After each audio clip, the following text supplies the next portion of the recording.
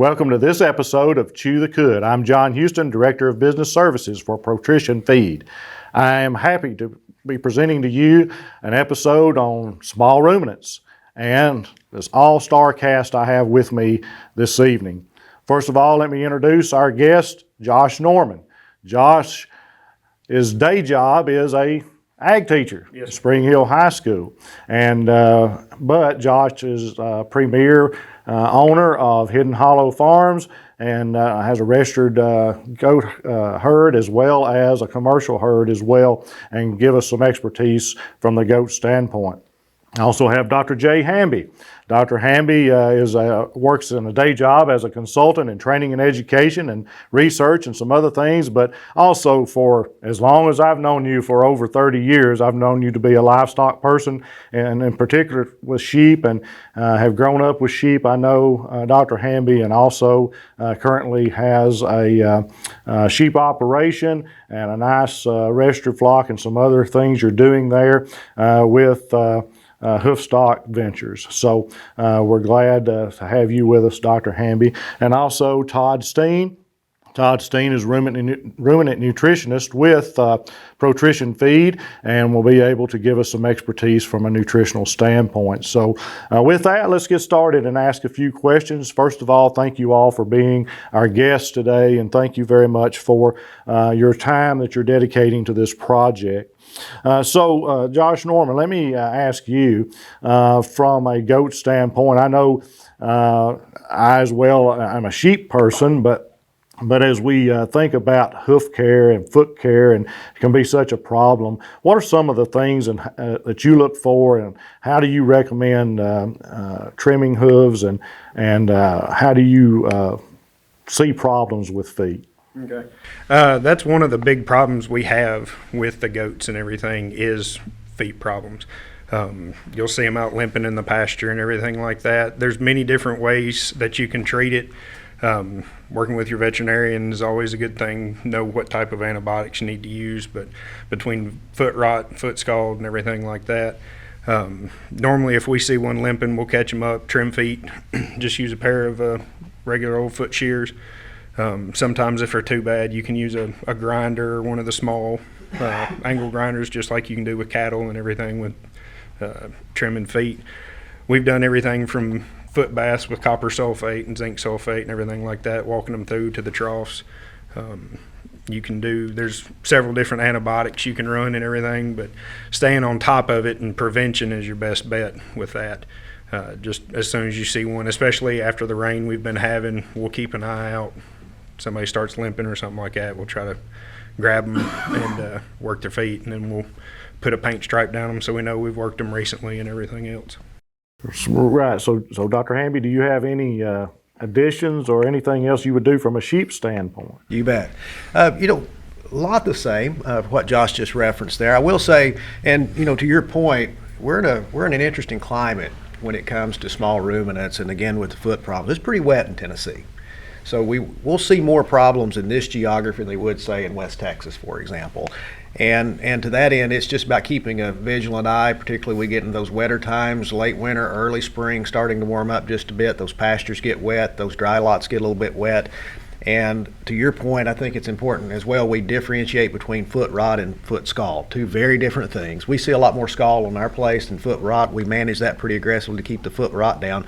But when you get in those really wet times, just be vigilant and watchful for that foot scald, and work with your veterinarian, get that right antibiotic in there to take care of some of those things. Absolutely. So Todd, from a nutritional standpoint, anything we can be doing with feedstuffs, whether it be managing our forages or with our supplements, that we could be mindful of from a hoof care standpoint? Let's start right off the bat here with a good balanced overall ration. We're talking about all the nutrients, not just a couple, not just protein or a mineral or something along those lines. It takes them all of them working together. The forage program drives the boat. Forages with a ruminant animal, whether it's a large ruminant or small ruminant, is really immaterial. The forage quality, the type of the best forage that we can offer them will be the best play. And the supplements that we would want to give to them, we would like to have it based on the type of forage that we would be offering or the animal would be exposed to. We hear a lot about organic trace minerals and hoof integrity and things like that. Those are important, and those in our area do play a role. When we start talking about these foul foot type issues of foot rot and things like that, where we have a lot of pathogenic invasion within that sole wall, those types of supplements won't stop that, but it keeps the hoof and the integrity of the hoof.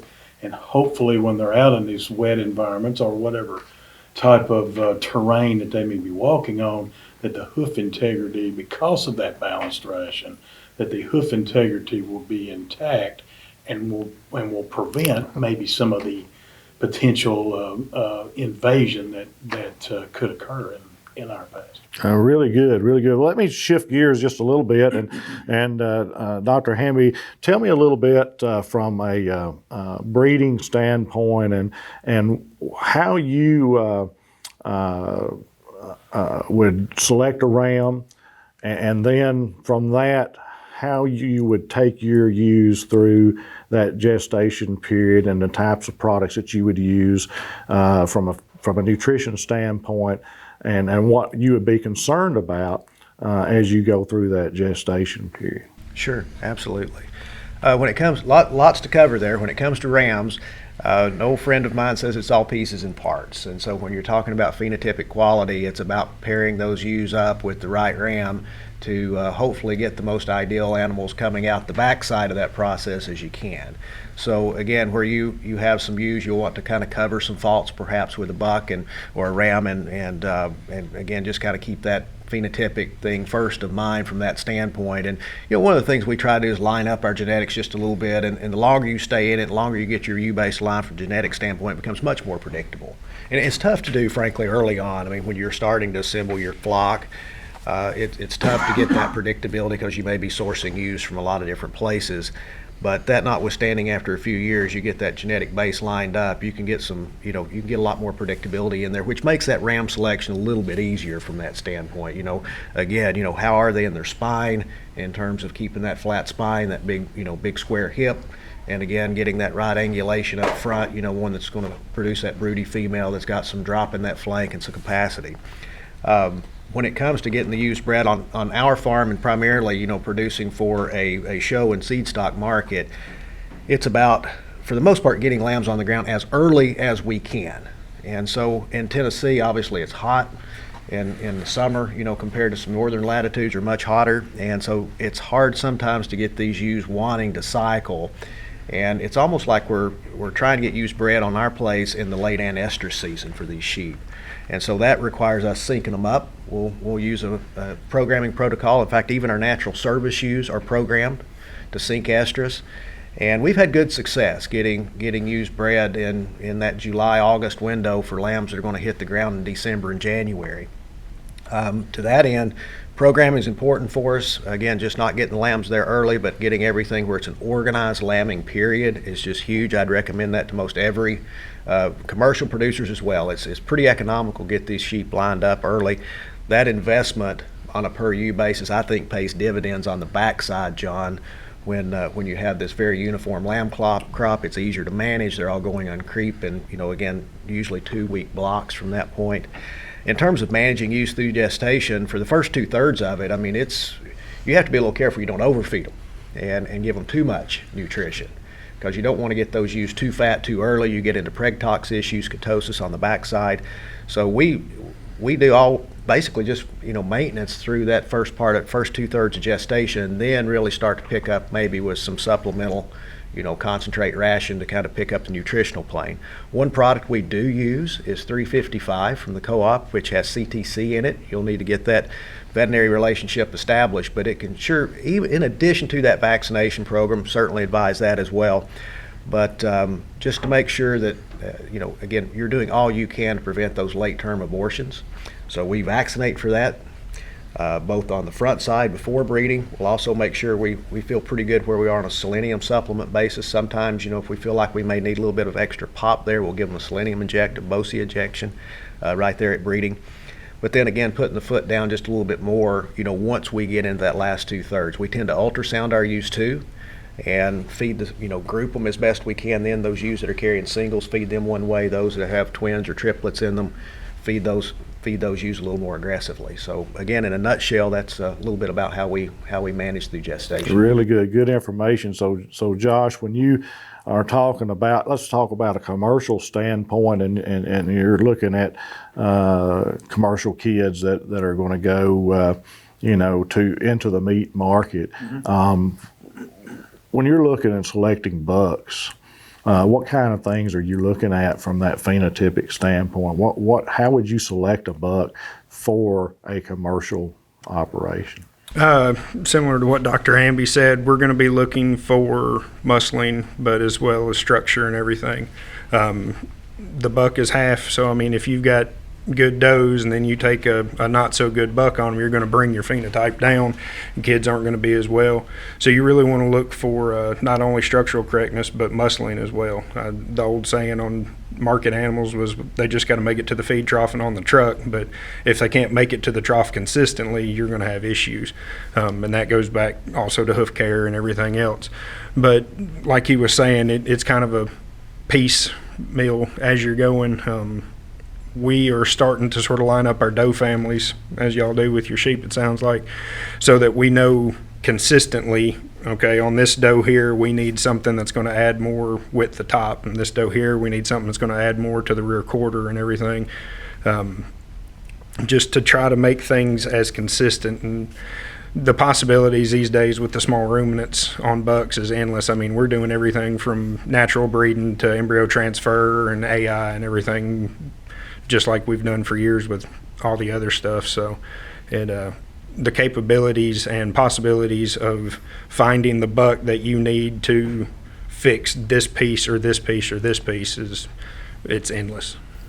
So just a couple more things before we wind this segment up. Todd, we talk about these kids or lambs and creep feeding. What do you how would you recommend going about creep feed, and what should we look for if we're going to select a product to use as a creep feed? Right off the bat, the success of a creep feeding program is to provide nutrition to the young animal, be it the kid, be it the lamb, be it whatever, above and beyond what the young animal is getting from the dam.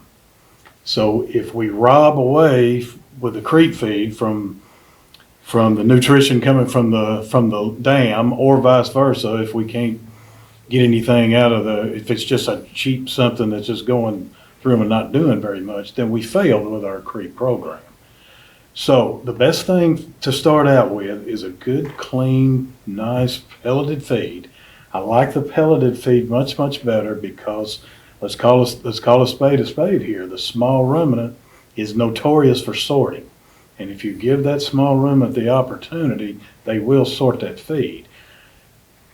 If the animal sorts that feed, it's no longer a balanced diet. So if you've got the complete pellet there, then you've got the animal to where you get the balanced diet in every bite. A nice, clean feeding area. Nice. I like the smaller pellet for the animal. I think you need a minimum of 16% crude protein. We would be a whole lot better off if we had a little bit more based on what the lamb would be able to consume.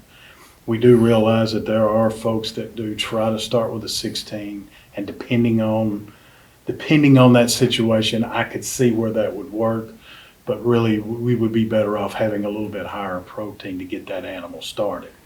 Here's another thing to consider.